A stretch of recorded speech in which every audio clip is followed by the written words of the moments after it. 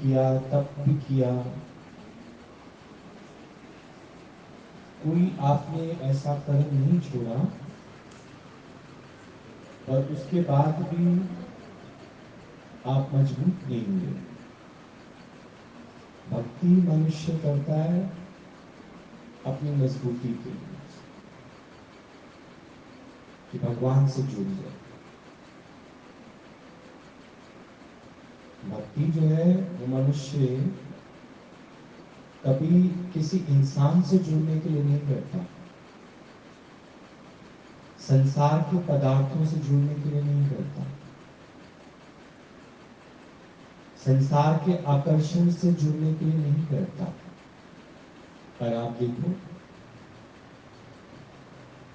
थोड़ी देर का विचार करके देखो, गुरु मिलने से पहले, इस ज्ञान में आने से पहले हमने भक्ति क्यों की? अपने को संसार से जोड़ने के लिए। मजबूत हो पाओगे? नहीं। संसार के पदार्थ मांगने के लिए हमने भक्ति की, तो पदार्थ तो मिल गए, पर मजबूत हुए? काम क्या आती है? मजबूती। पदार्थ काम नहीं आते, वस्तुएं काम नहीं आती। और फिर भक्ति हमने की रिश्ते नाते सगे संबंध निभाने के लिए। चौकी जागरण करते थे,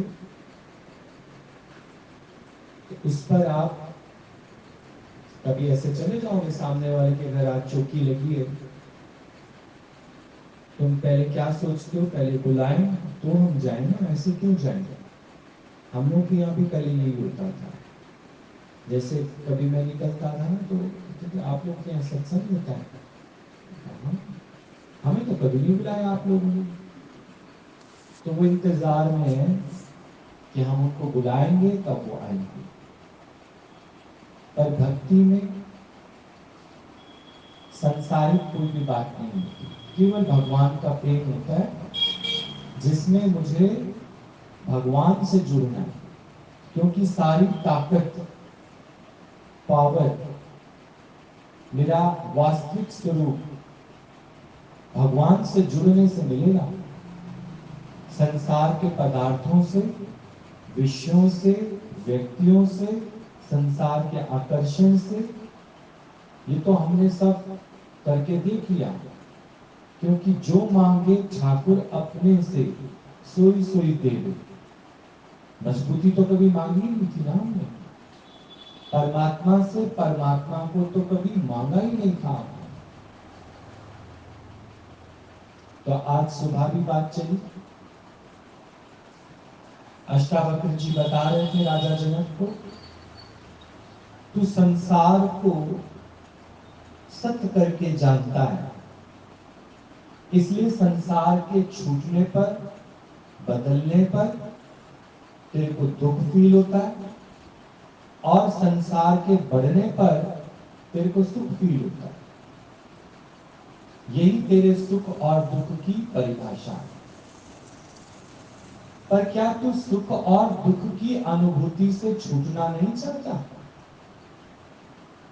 क्या तू मुक्त नहीं होना चाहता?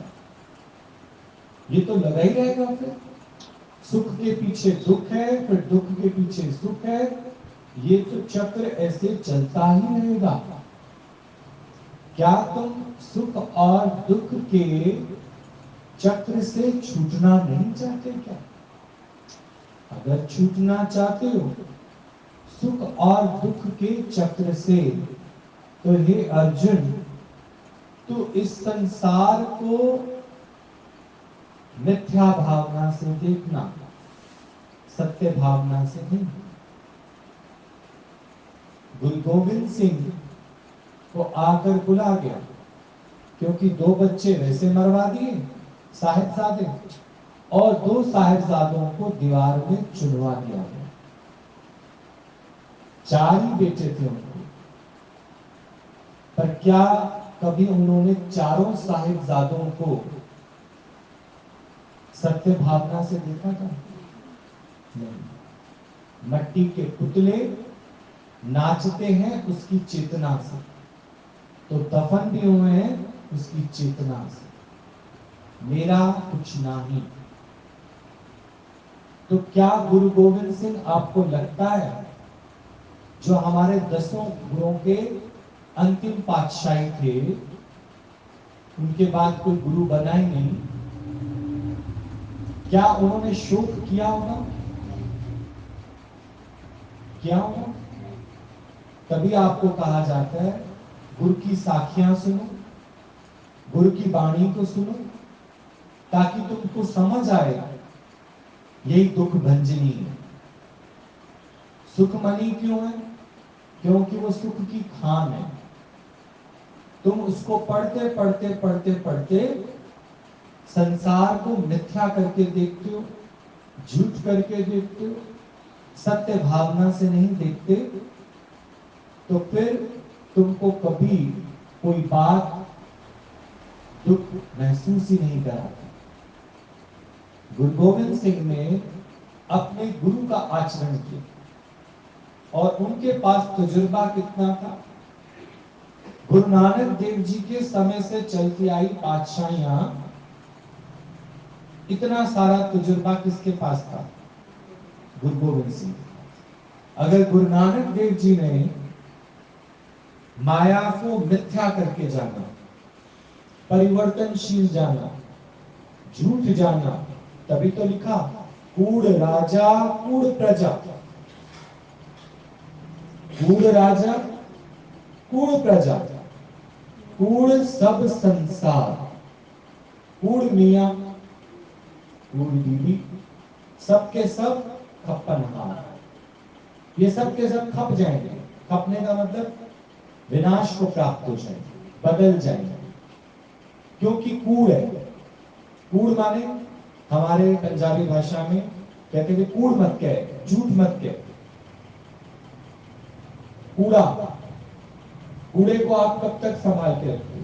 खुद ही तो आप, जब वो आता है गाड़ी वाला आया अपना कचरा निकाल, तो खुद ही तो अपने अपने बड़े बड़े डब्बे उठा के उसमें डाला, क्या समझ के? कूड़ा, ये मेरे किसी काम का नहीं।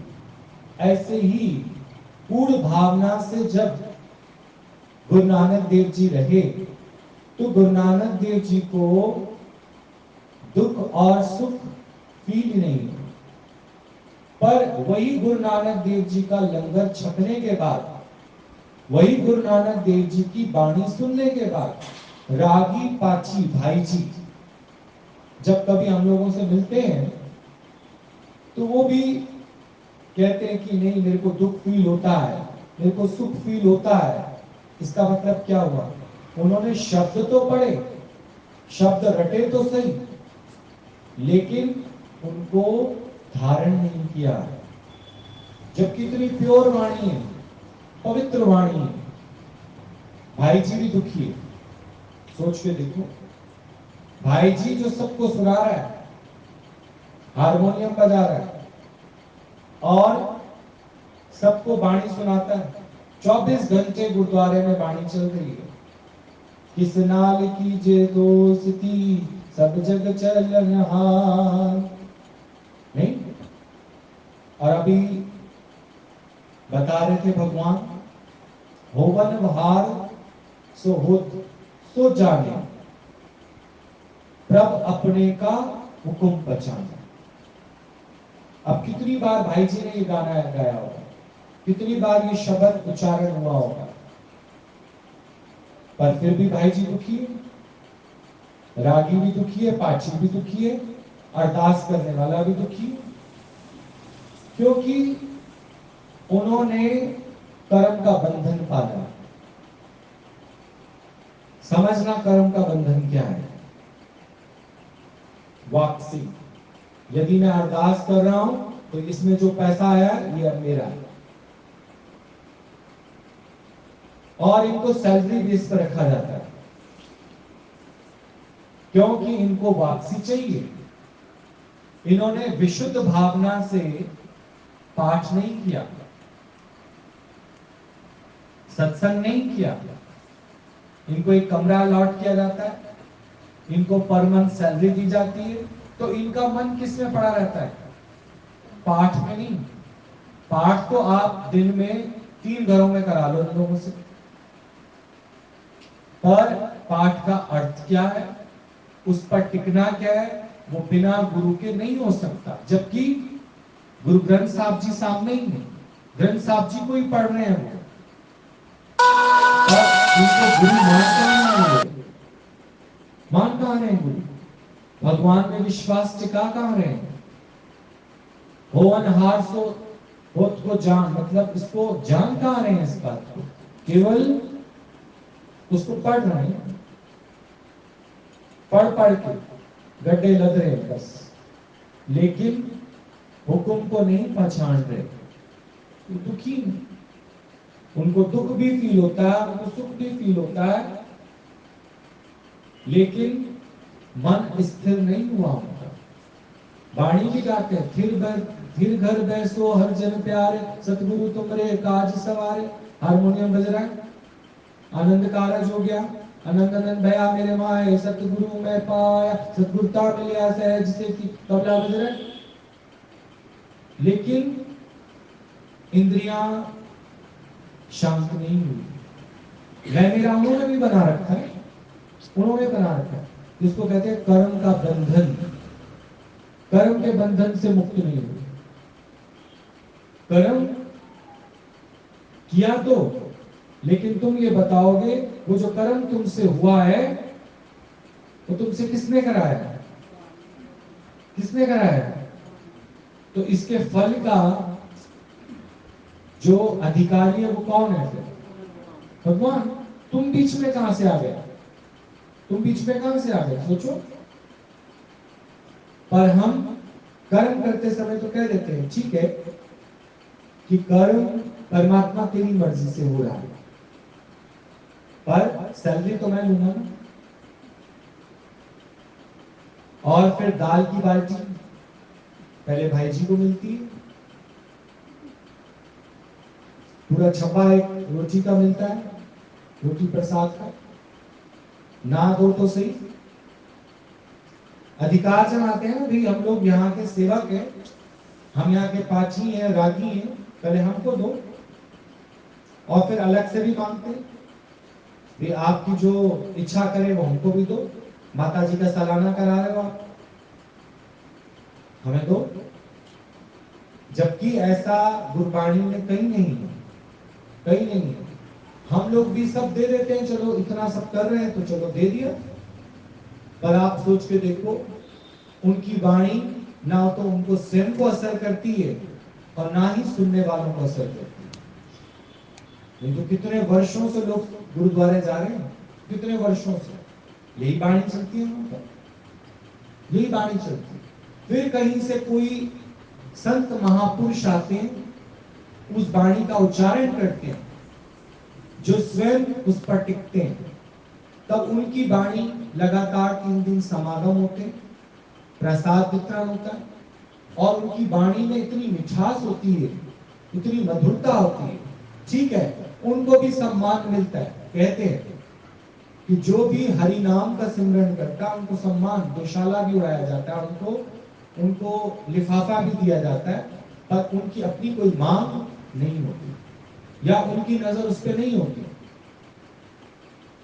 उनको ये सब सम्मान दिया जाता है, क्योंकि गुरबाणी में भी आता है, जिन सेव्या तिन पायो मां, जिन्होंने उस हरि नाम की सेवा की है उनको सम्मान दिया जाता है। पर क्या वो पहले से सोच के चलते हैं? क्या आज हम फलाने गुरुद्वारे में समागम करने जा रहे हैं तो 50-60 हजार रुपए तो ऐसे आ जाएगा, तो कल बच्चे की जो फीस भरनी है उसको भर देंगे। इसको कहा जाता है कर्म का बंधन। कर्म का बंधन है। अब तक तुम क्या कर रहे थे? भक्ति जो कर रहे थे उससे तुम्हारे अंदर क्या चल रहा था?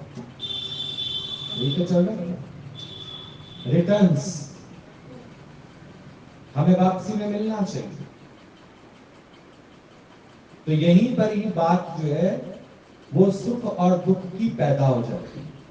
जबकि वो प्रीतम मेरा, मेरा प्यारा, उससे मेरा इतना प्रेम होना चाहिए कि उसकी ओर से जो हालत आई है वो मुझे उतनी मीठी लगनी चाहिए जितनी मायके की मिठाई।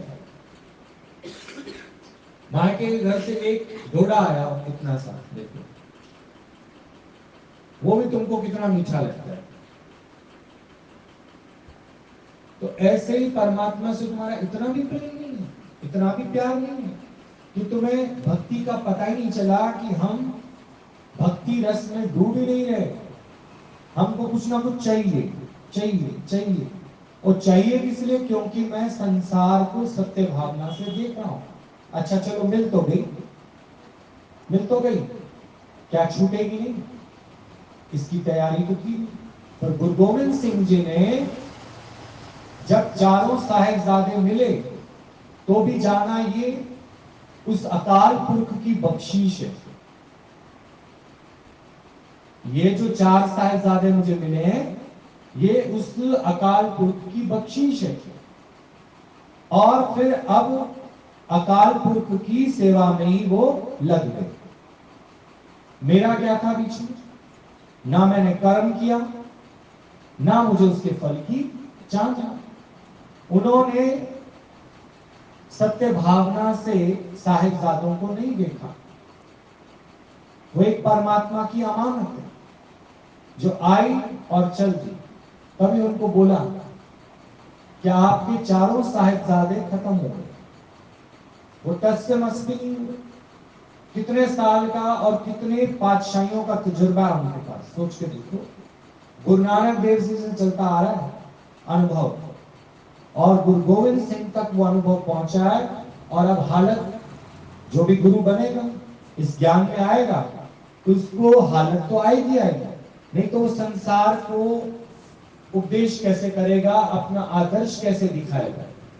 आज आप अपनी हालतों में घर में छोटी छोटी बात पर चिंता करके बैठ जाओ, ये बच्चा क्या सीखेगा आपसे? क्या सीखेगा? इसको तो आप बोलो बेटा टेंशन मत कर, तो कहेगा मम्मी आप अपने आप को सुधार लो पहले। मैं तो फिर भी टेंशन नहीं करता, पर आप तो छोटी छोटी बात पे टेंशन करती हो।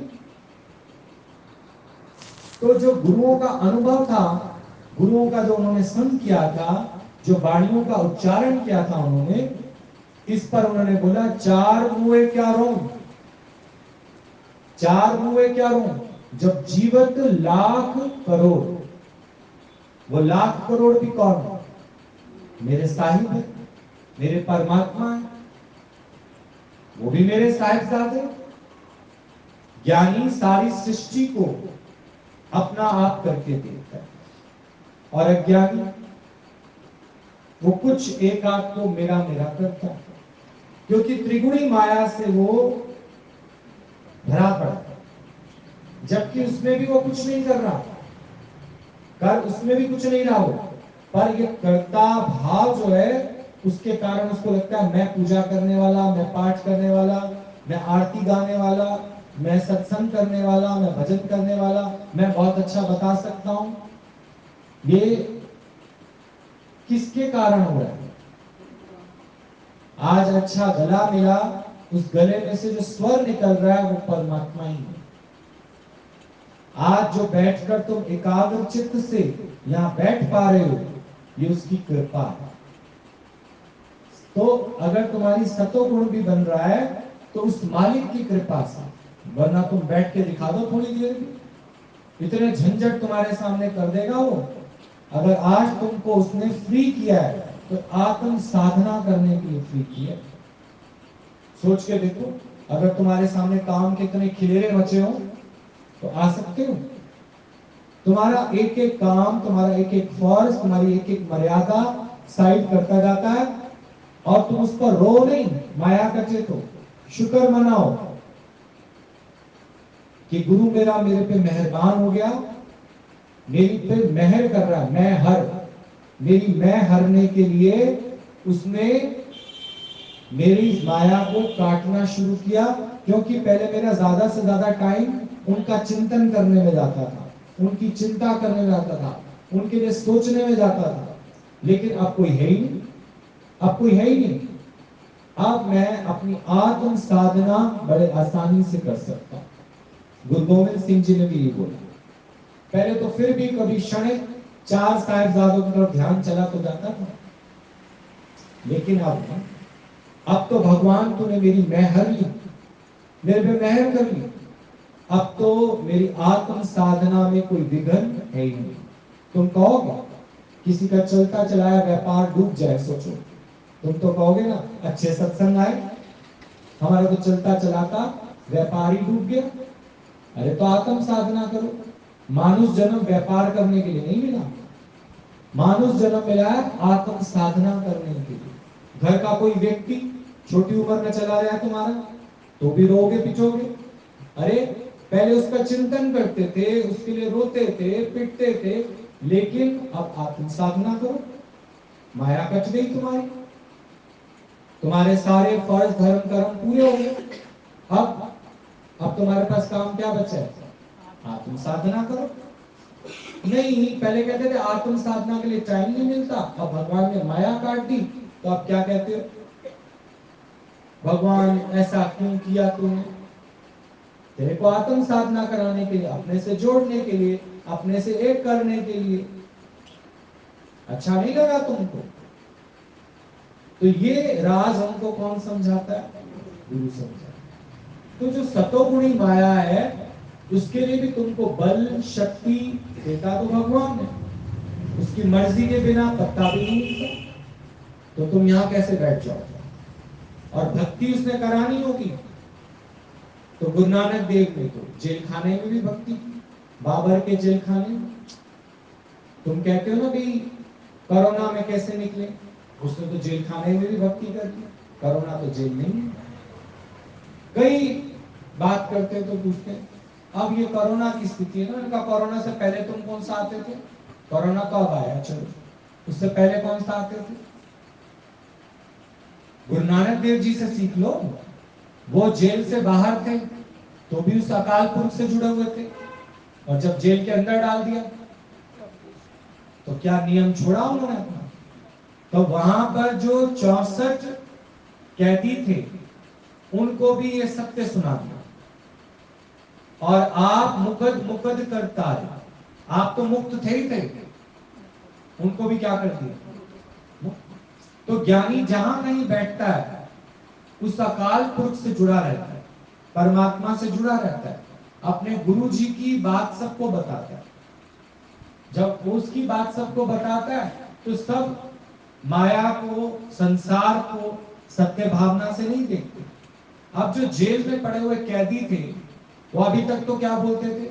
हम कब जेल से बाहर जाएंगे, हम बहुत दुखी हो गए, पता नहीं कौन से कर्मों की सजा हमको मिल रही है।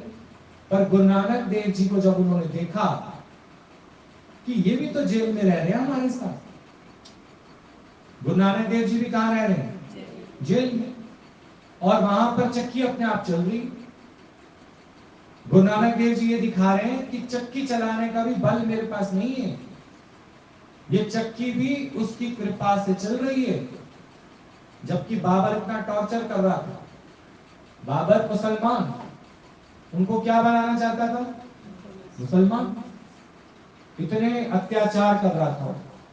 पर आप सोच के देखो, अगर तेरी लगन सच्ची है, तेरा उस ईश्वर से प्रेम सच्चा है, तो चक्की भी अपने आप चलेगी। जब चक्की अपने आप चलेगी तो गृहस्थी अपने आप नहीं चलेगी। तुम कहते हो हमारी गृहस्थी कैसे चलेगी? ऐसी चलेगी जैसे चक्की चल रही थी, ऐसे गृहस्थी भी चलेगी। तू एक बार इस सारे संसार को मिथ्या भावना से देख तो सही, क्योंकि ये परिवर्तनशील है, परिवर्तनशील। तुम एक बार परमात्मा को महसूस करके तो देखो। जेल में भी उसके काम हो रहे हैं, सोचो, वो जेल में बैठ के भी भक्ति कर सकता है, तुम अपने घर में बैठ के नहीं कर सकते। क्यों? क्योंकि उसने एक सेकंड के लिए भी संसार को सत्य नहीं करके देखा। नहीं तो वो सोचता ना कि सुलखनी के बिना कैसे रहूंगा, शिवचंद लक्ष्मीचंद पीछे कैसे रहेंगे। वो तो कहता जेल में डाल दो या जेल से बाहर रखो, मैं उधर भी परमात्मा के साथ हूं, उधर भी परमात्मा के साथ हूं। तुम्हें तो अगर कहीं जाना पड़े तो पीछे पहले सबको सबकी जिम्मेवारियां बताओगे, ये कर लेना, फिर ये कर लेना, फिर ये कर, तुम इतने बंधे हुए हो। कर्म ने तुमको क्या कर रखा है? बांध रखा है। क्योंकि तुम किसी के सहारे बैठे हो। किसी का भी सहारा लोगे, उसके बंधन में आना पड़ेगा। किसी का भी सहारा पकड़ लो। अगर आदमी मर जाता है तो चौथे वाले दिन सब बेटे का हाथ मां के हाथ में देके क्या कहते हैं? मां को क्या समझाते हैं? अब बस भी करना, बहुत दुख मना लिया, अब इनके लिए जी, इनकी खुशी दे। ये नहीं कहते। अब अपनी आत्म साधना कर, अब उस पर फंसा देते हैं उसको। अब बेटे में फंस। अरे जब आदमी नहीं रहा, ये रहेगा? वो अपनी औरत को देखेगा कि तुमको देखेगा? तुम ही बेवकूफ हो। तुम ही बेवकूफ हो जो वो 4 पंच करने आते हैं, मुखिया आते हैं, वो तुम्हारे को गलत सजेशन देके जाते हैं। पर कोई गुरु का प्यारा आता है, जैसे 5 प्यारे गुरु के, वो 5 प्यारे आते हैं, वो तुमको क्या कहते हैं? माता, अब तेरे पास टाइम ही टाइम है। अब तुझे किसी की मर्यादा नहीं करनी, कोई फर्ज नहीं करना, कोई धर्म नहीं करना। तेरे पे बंधन तब तक था जब तक तू उसके साथ जुड़ी हुई, बस। अब तो तू अपनी आत्म साधना कर, एक बंधन से हटे दूसरे बंधन में। ये तो शुक्र मनाओ कि तुम बिरादरी ने ये नहीं कहा कि चल तेरे अब दूसरी शादी कर दे। नहीं तो बिरादरी तो यही सोचती, अगर जवानी में पति चला जाए तो लड़की को क्या सजेशन देते? बताओ। यही तो कहते हैं, कोई कोई नहीं बेटा, अब इसको भूलने की कोशिश कर, हम कोई और अच्छा घर देख के ना, अभी तो बच्चे तेरे छोटे हैं, उनको ये डर लगता है कहीं तुम उनसे मदद ना मांगो। तुम पागल हो? तुम अपने को ऐसे हताश मायूस दिखाते ही क्यों? पढ़े लिखे हो, ना भी पढ़े लिखे हो तो 4 घर के बर्तन घस के भी अपने 2 बच्चों को पाल सकते हो, बजाय कि फिर दूसरे का सहारा पकड़ो। पहले एक का सहारा पकड़ते हो, वो तो बीच में धार में छोड़ दे, फिर दूसरे का सहारा पकड़ोगे, फिर दूसरे वाले की क्या गारंटी है? ऐसे सहारे पकड़ना मीन्स बंधन बनाना अपना। जब बंधन छूटे तो मुस्कुराओ और परमात्मा का शुक्राना गाओ कि अब मेरे को आत्म साधना का समय मिल गया। पहले तो सारा दिन किसका चिंतन करते थे? अगर किसी की भैंसों की डेयरी थी, उस भैंसों की डेयरी वाली से पूछो आएगी सत्संग, तो कहते कितना सारा डी मंजिया ना फिर दे लाने, मंजिया देना, मंजिया थी गया से का। भैंसों के साथ क्या बन गई वो भैंस? मुझे तो लगता है वो खाना भी, वो कहती है कि 2 चपाती घर से क्या लाऊं, इसी से थोड़े 1 मुट्ठी खा लूंगी अपना। भैंस की सानी खा लेती है वो नहीं, घर से 2 रोटी क्या बांध के लाऊं, इसी के साथ रहती हूँ, इन्हीं के साथ खा लूंगी थोड़ा सा, क्या हो गया। उन्हीं वाले जो पानी भरा पड़ा तो उसमें से बोतल भर के पी लेती है पानी। कहती है भैंसें भी तो पी रही हैं, आप ही तो कहते हो सभी भगवान है, तो इन्हीं से मैं खा लेती हूँ। सोच के लेते, इतना आधार ले लिया भैंसों का कि आत्म साधना का टाइम ही नहीं। और किसी दिन किसी ने सारी भैंसें तुम्हारी खोल दी, सोचो, और वो चली गई भैंसें, तुम कितना मुंह सिर पीट के रोगे। पहले तुम्हारे पास भैंसों की वजह से टाइम नहीं था, अब सारा दिन कोर्ट कचहरी घूमते हो, मेरी भैंसें ढूंढो, मेरी भैंसें ढूंढो, क्योंकि मुझे फंसे रहना ही अच्छा लगता है, मुझे मुक्त रहना अच्छा नहीं लगता, मुझे आत्म साधना नहीं करनी। अरे परमात्मा ने तुम पर कृपा की है, समझे? दूसरा सहारा नहीं ढूंढो। एक सहारा पकड़ा था, उसका क्या हुआ? सोचो क्या हुआ? तेरा भरम तोड़ा, अहंकार तोड़ा, और तू उसको सत्य करके बैठा था। बोलो। और जब वो छूटा तो तुम पहले तो भगवान से ये प्रश्न करते हो ना, मेरे साथ ऐसा क्यों कर दिया भगवान? तो भगवान का यही जवाब है, आत्म साधना करने के लिए। मेरा नाम कब जपेगा तू? कहता नहीं तेरा नाम भी जपता था, तेरा नाम भी, बोला मेरा भी नहीं, तेरा नाम ही जपूं। भी क्यों? बोला आप सोचो 80% तो दिमाग में आपके उनकी बातें होती हैं, संसार की, जगत की, या जिनके साथ आप फंसे हुए हो, जिनके सहारे पकड़े हुए, वो आपके ऊपर बंधन डाले बैठे। आप जाके तो देखो कोरोना में कैसे जाते हो आप, नहीं जाना, एक आप अगर बीमारी लेकर आ गए तो घर में सबको बीमारी हो जाएगी। कितने बंधन है भाई जिनके सहारे पकड़े आप लोगों ने। आप चैन से कहीं जा नहीं सकते, आ नहीं सकते, घर में रोटी खा नहीं सकते, बैठ नहीं सकते। पर आत्म साधना के लिए क्यों बंधन लेना भाई? आत्म साधना के लिए मुक्त होकर रहो ना। पर ये परमात्मा की भक्ति अगर हमने सोच के देखो निष्काम की होती, उसमें फल की इच्छा ना रखी होती, तो सोचो तुम्हारी भक्ति टॉप क्लास की भक्ति थी, केवल तुम्हारा ध्येय भगवान होना चाहिए। अब सतोगुणी माया तो थी तुम्हारी, पर उसमें भी तुमने सोचा दिया मैंने जलाया, व्रत मैंने किया तो फल भी मैं पाऊं। नहीं, दिया भी तूने ही जलवाया, हमसे व्रत नेम भी तूने ही कराया, और आगे चलकर गुरु से भी तूने मिलवाया। तूने मिलवाया, हमने तो कुछ भी नहीं किया, जो तूने कराया वो हमने कर दिया। आप देखो सतोगुणी माया भी तुम पर इफेक्ट नहीं करेगी। रजोगुणी इंद्रियां देख लो, कितनी कोशिश करोगे पलक तो झपकोगे, इंद्रियां तुम्हारी शांत हो नहीं सकती। हार्ट बीट कर रहा है, अगर हार्ट तुम्हारा बीट करना बंद कर देते नहीं कहीं ढेर हो जाओगे। श्वास चल रही है, इंद्रियों की हलचल कैसे बंद करोगे? पर ये तुम्हें ध्यान नहीं है। तुम्हें ध्यान था भी तुम श्वास ले रहे थे नहीं, तो तुम्हारा कर्म नहीं बना। जिस पर तुम्हारा ध्यान चला जाता है ना, ये मैं करता हूं, तुम कहोगे तो मैं सांस लेता हूं, मेरा दिल धड़कता है, मैं पलक झपकता हूं, तो इंद्रियां काम तो कर रही हैं, पर अच्छा है तुमने इनके ऊपर मैं नहीं रखी। नहीं, मैं खाना हजम करता हूं, तुम थोड़ी हजम करते हो, अपने आप हजम हो जाता है। ये रजोगुणी माया जो तुमको याद नहीं रहती। इंद्रियां तुम्हारे क्या कर्म कर रही हैं तुमको क्या पता? नींद में हाथ कहां जा रहा है? नहीं, जुए निकाल रहे हो नींद में, पता चल रहा है तुमको? कुछ नहीं पता चल रहा। तो जो तुमको याद नहीं है वो तेरे कर्म में नहीं लिखा जाएगा, पर जिसका तूने अभिमान कर लिया, मैं वैष्णो मां की यात्रा पे जाती हूँ, वहां से अखरोट लाती हूँ, है ना, फिर उसमें से जो थोड़े कैड़े कैड़े अखरोट होते हैं वो मैं थोड़े दूर वाले रिश्तेदारों को देती हूँ, अच्छे अच्छे वाले अखरोट अपने वालों को देती हूँ।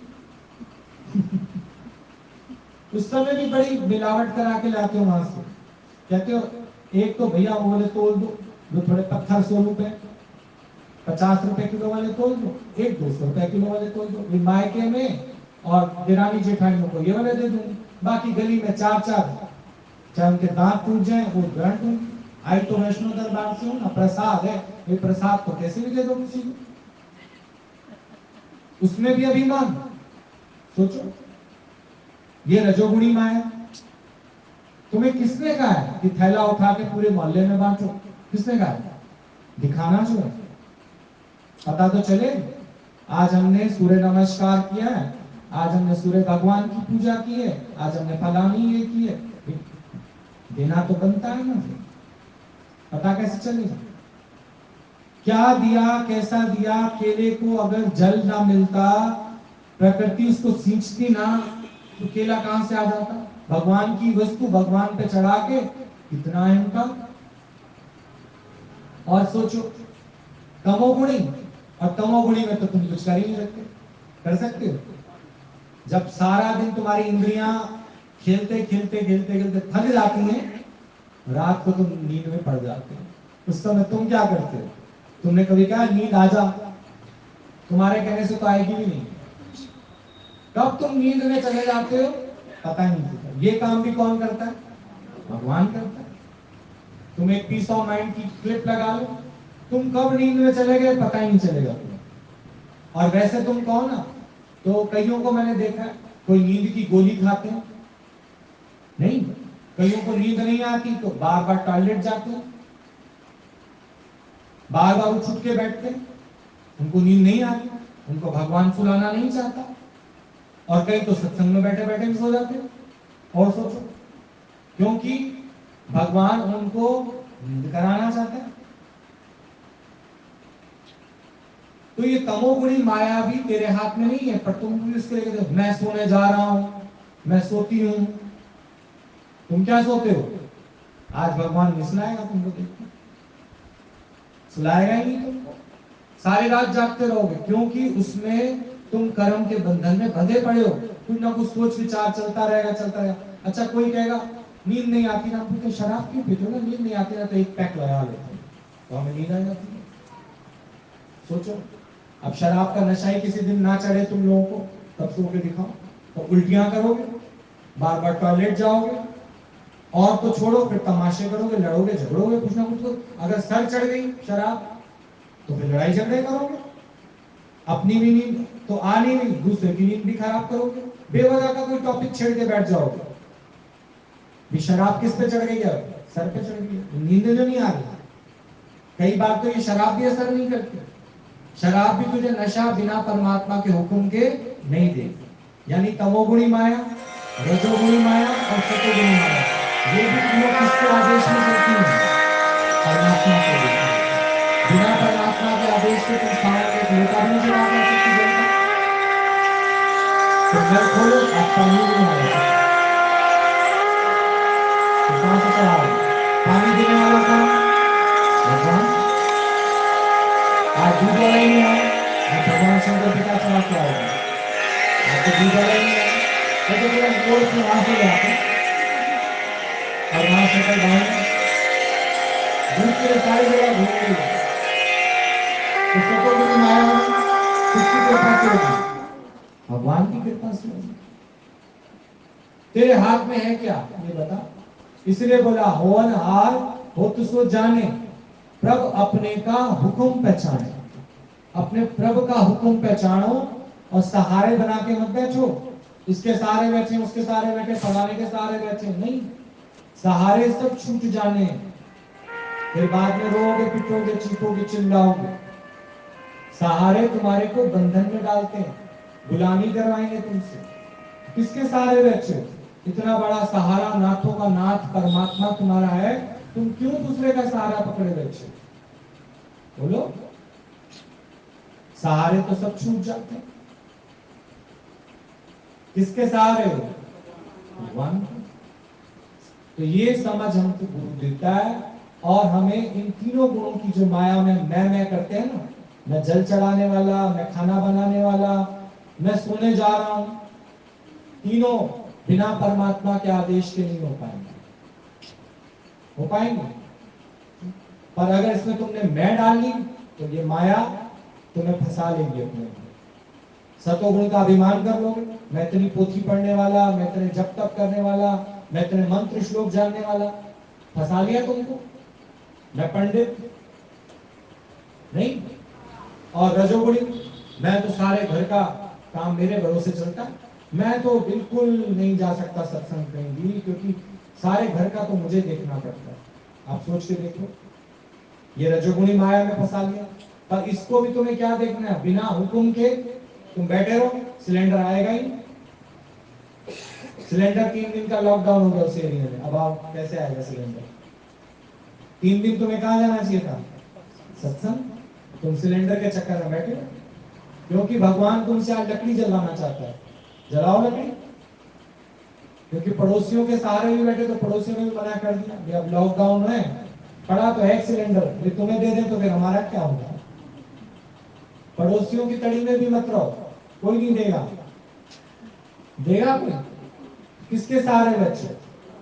और तमोगुणी माया, तमोगुणी माया में आलस, वो भी तुम्हारे अंदर कौन डालता है? भगवान की कृपा के बिना तो तुम बिस्तर का भी सुख नहीं ले सकते। अच्छा बिस्तर तो खरीद लाओगे, नींद कहां से लाओगे ये बताओ?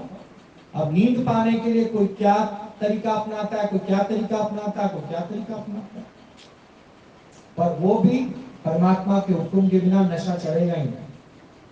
चाहे गोली खा लो, चाहे तुम पीस ऑफ माइंड लगा लो, भगवान की महिमा जब तक नहीं गाओगे, नहीं सुनोगे, उसको सौंप के नहीं सोओगे, नींद भी आने वाली नहीं। ठीक? क्या है समझ में? क्या है समझ में? क्या है समझ में? क्या है समझ में?